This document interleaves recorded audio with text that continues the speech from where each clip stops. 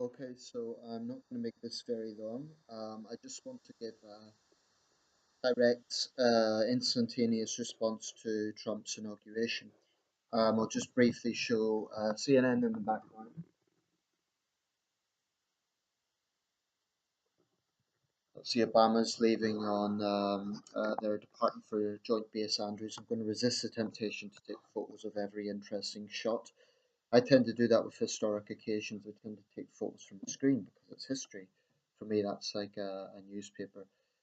So I'll try to resist doing that for just a few minutes. Um, Before I talk about the speech, just a few fun trivia facts people may or may not realize. Um, this is the first time in 200 years that there has been three consecutive two-term presidents. So Bill Clinton, George W. Bush, and Barack Obama, all two-term presidents. That's the first time that's been consecutive since Washington, excuse me, since Madison Monroe and let me get my history out here. Madison Monroe and well, Quincy Adams was one term. So actually, yeah, it's been a very long time since there's been um, consecutive two-term president, three consecutive two-term presidents. It's also been a long time since there has been six living presidents at one time. That is, of course, Donald Trump, Barack Obama, George W. Bush, Bill Clinton, George H.W. Bush, and Jimmy Carter. Quite a lot of focus on the health of George Bush Sr. Both him and former First Lady Barbara Bush are in intensive care, but they're both in their 90s, so there's going to be a lot of speculation on that. A few other just random interesting facts about inaugurations. Apparently, only four presidents, I should say, have used original George Washington Bible, other than Washington himself. And there's a well-known story that that Bible was borrowed from a local Masonic lodge at the last minute because Washington had forgot. And those four other presidents are Warren G. Harding, Dwight D. Eisenhower, George Bush Sr., and I think Jimmy Carter was the other one. So it's a bit random, no particular order to those presidents, but they're the four other presidents who used Washington's Bible. Apparently, Donald Trump swore in on two Bibles, his own Bible and the Lincoln Bible. Again, only a few presidents have used the Lincoln Bible. I'm assuming all the others just used their own. Um, Okay, so the speech itself, I won't make this too long. It's just my instantaneous response. I'm going to be very honest here. I think it was very partisan from the start, and that somewhat surprised me. I thought Trump would be a bit more presidential on today of all days, but I did think it was quite partisan because he spent the first 5 minutes of the speech. It wasn't a particularly long speech, but he spent a good 5 minutes at the start basically being very negative and rubbishing Obama's legacy, not by name, but basically talking about crime, talking about all sorts of problems. Now, on one hand, this is legitimate because there's real issues out there. On the other hand, it is unprecedented. I've seen a number of inaugurations by video and directly, and I've never seen such negative overtones to the opening of an inauguration speech. On the other hand, he touched all the notes with his supporters, very populist, very nationalistic, very protectionist. Some of that was to be expected. It was a very strange speech. At times, it seemed more like a campaign rally, but at other times, it was quite eloquent. And there were certainly, I think I wrote down one quote he made here, which was quite a nice quote. When you open your heart to patriotism, there is no room for prejudice. That's a nice line, and I think that would be memorable. But it was almost like a combination of two Donald Trumps. One was the campaign Donald Trump, which was very bombastic and populist. The other was almost poetic. Apparently, he was inspired by Kennedy's speech. Now, there were parts of that speech seemed almost as if he was copying JFK when he spoke about going into space, which was a strange thing to say since NASA has cut back its space funding, and just other bits that were a bit Kennedy-esque. Um, all in all, I don't think it will be forgotten. I think it will certainly be a memorable inauguration speech. Um, but that's that. He certainly touched the right note for his supporters. One thing I will say, and this might surprise some people because I'm not a Trump supporter, but one thing I do actually respect about Donald Trump is he will say things that are controversial, but frankly need to be said. So he spoke about radical Islamic terrorism. Now, no other president would do that in their inauguration speech. You could argue the situation is worse than ever before. I think it's roughly the same as it was 10 years ago. I think this is a problem that's been going on for about 20 years now, even preceding 9/11. But neither George W. Bush or Barack Obama were so vocal about radical Islamic terror the way that Trump is.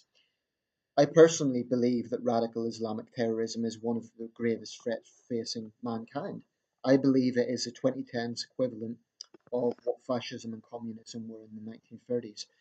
So, frankly, I think it is a good thing that Trump is blunt about that because it is a virus on humanity.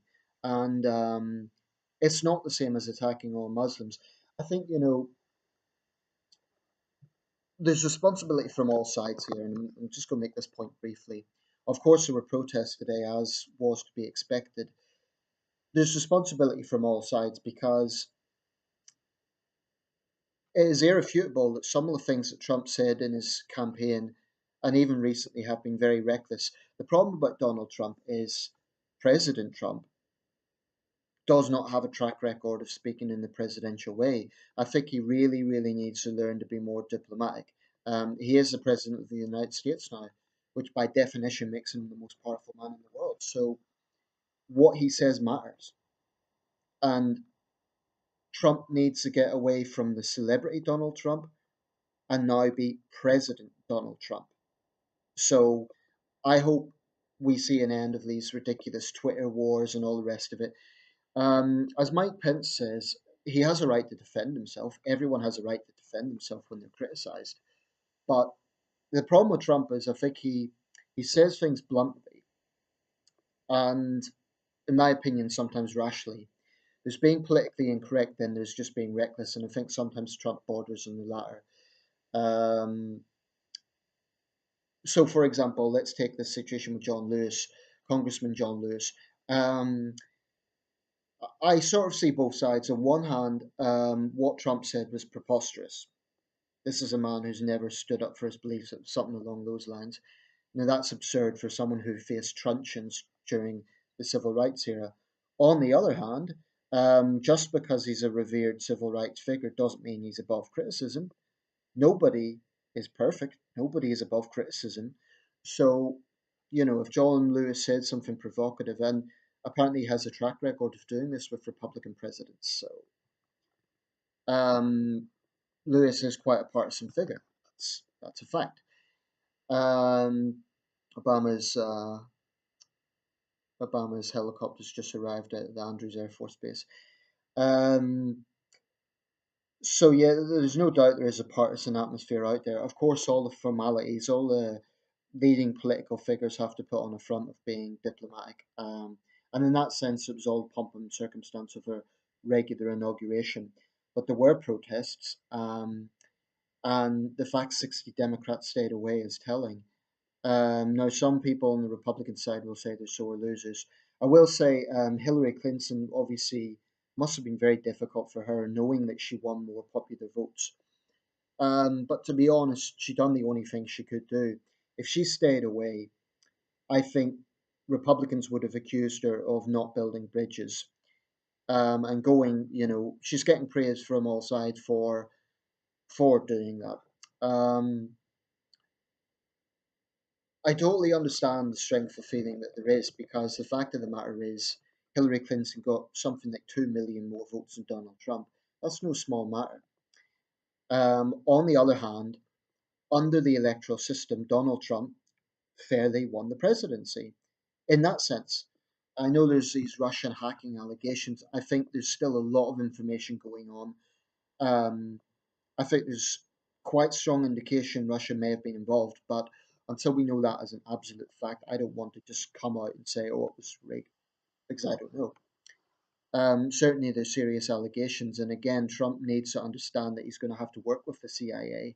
He doesn't have absolute power; he needs to work with the CIA. So, um, it's one thing wanting improved relations with Russia, but sometimes he looks almost like a puppet of Putin, and that can be a problem. So, I hope Trump understands that he needs to set the right tones with that one. Um, so yeah, all in all, it was just, I think, very memorable, for good or bad. On a trivial note, I think Melania Trump was very elegant. I think she looked quite solemn at moments, whether it was nerves or whatever. I think she looked very elegant, a bit like Jackie Kennedy almost. Um, it was interesting, you know. It is what it is. It's a historic day. Um, what else can I say? Yeah, like I say, I really think both sides need to start building bridges. Um, to be fair to Trump, I think he has tried to reach out since he was elected. Not all the time, but people who want to cling, for example, to that old audio tape of Trump, I don't think they're particularly helping. He said a preposterous, absurd thing 10, 12 years ago. Get over it, quite frankly. They need to get over it. He apologized. There's people that want to just latch on to something terrible and cling to that. I honestly believe the issue here is that both sides need to show responsibility. Now, Obama, like George Bush Jr., has been exemplary in the transition in terms of making it a smooth transition, and Donald Trump has acknowledged that.